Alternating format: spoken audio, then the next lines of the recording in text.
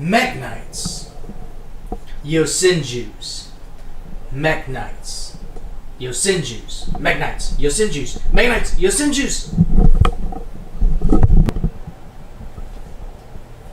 Wait, I can have both.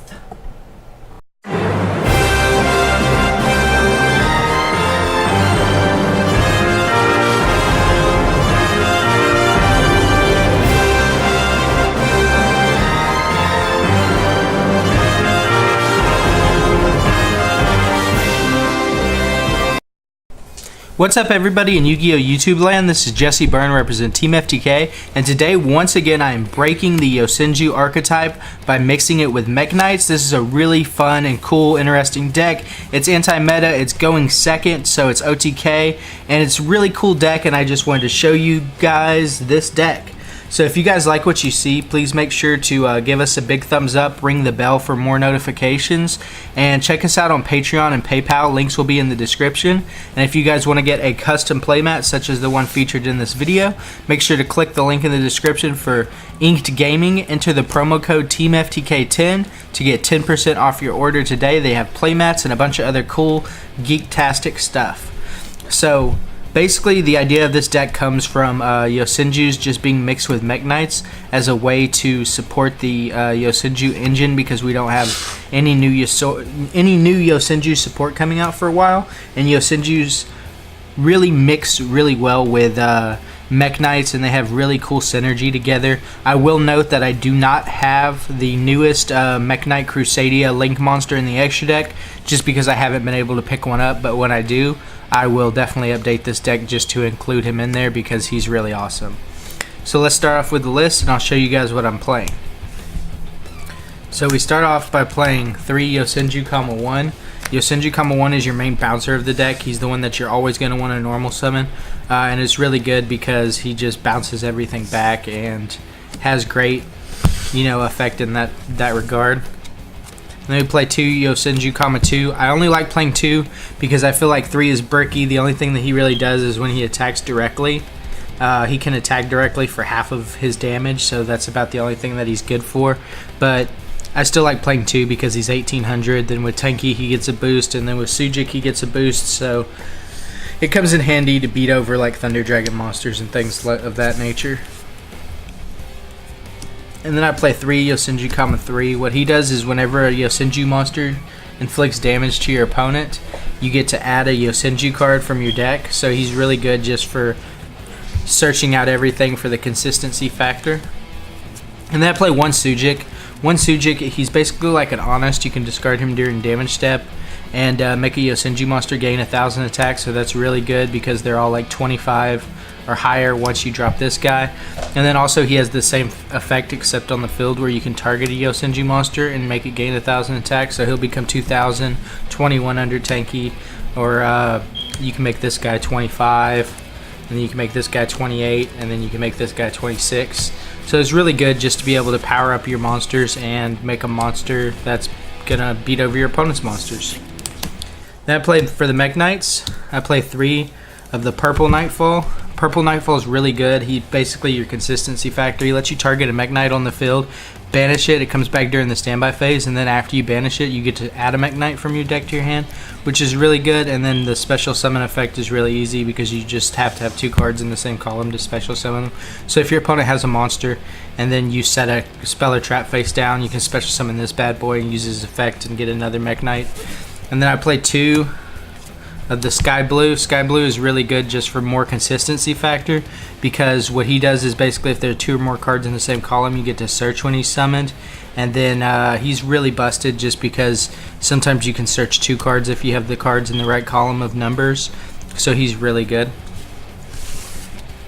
And then I'm playing 1 red to end off the Mekk Knight engine mixed with the Yosenjus. I just wanted this as extra spot removal. I didn't want to play the yellow one because I don't really have a problem with back row because the Yosenjus bounce and everything, all the floodgates away.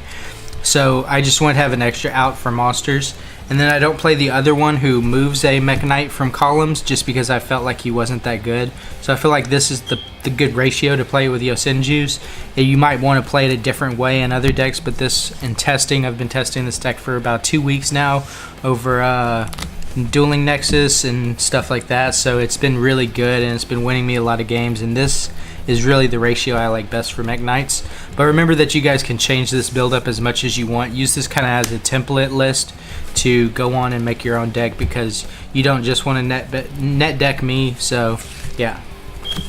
Then for hand traps, 3 Ash Blossoms, because this is a going second deck, and the 5 head puts in work like nobody's business.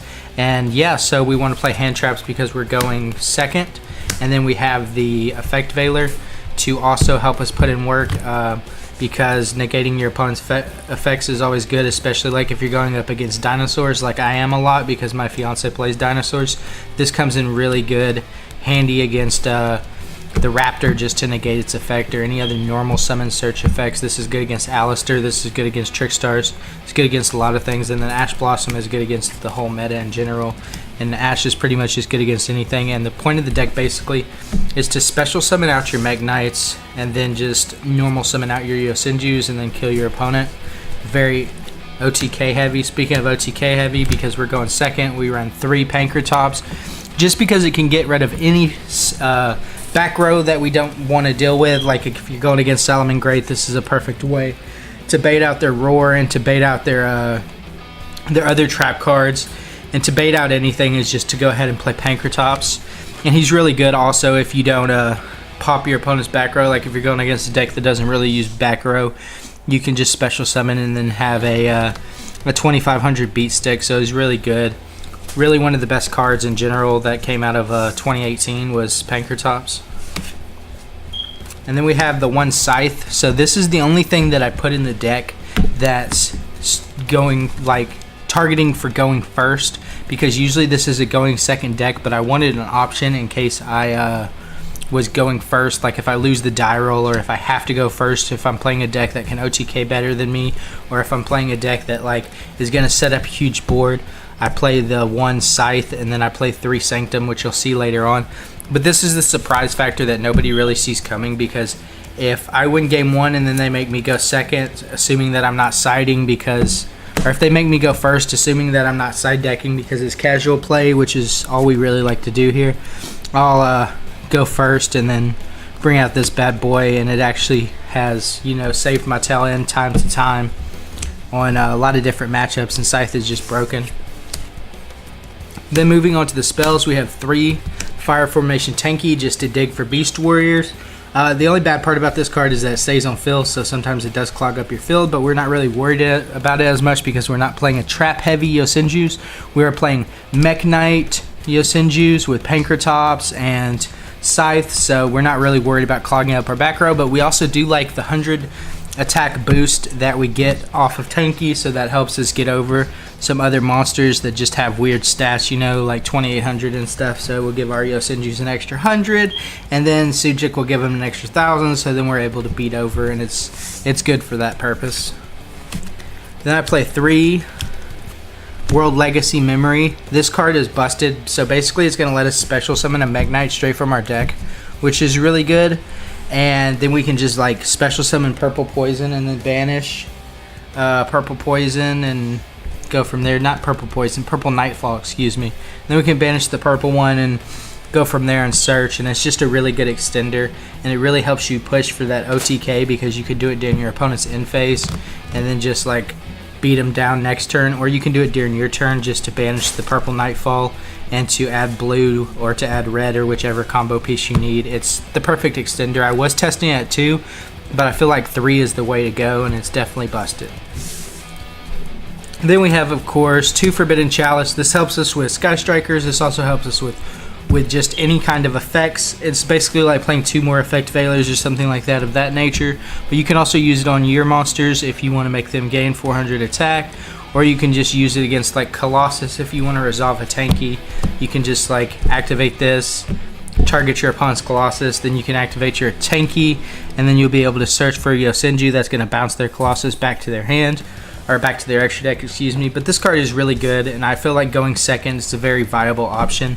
I was playing Twin Twisters, but I didn't like discarding cards, and I didn't want to play more back row removal because I figured I'm playing 3 Pankratops and I'm playing the Yosenjus, which can bounce any floodgates. So I figured out that I would play Chalice just because I want to be able to get around monsters like Colossus or monsters like Vanity's Fiend or anything of that nature that just has a built-in effect that says no.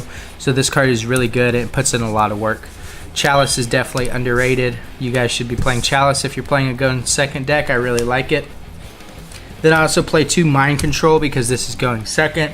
If your opponent has a monster, once again, like Colossus, or if they have a monster that you can't really get over with, you can just steal it, you can link away with it, you can leave it on your field, whatever you want to do.